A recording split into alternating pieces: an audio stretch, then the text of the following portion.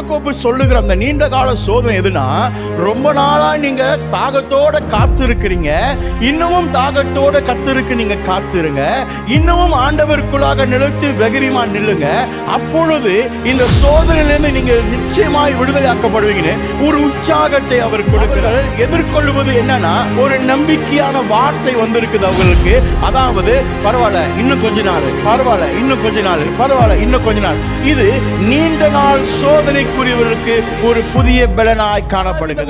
சோதனையில நீங்கள் இருக்கீங்கன்னா நீங்கள் அதை சந்தோஷமாய் மேற்கொள்ளுங்கன்னு சொல்லி அவர்கள் திரும்பவும் ஒரு உற்சாகத்தை அந்த ஜனங்களுக்கு, நான் இருக்கின்ற ஒண்ணு இல்லாத ஒண்ணு, நான் பசாம செத்து போடுறது உள்ளது.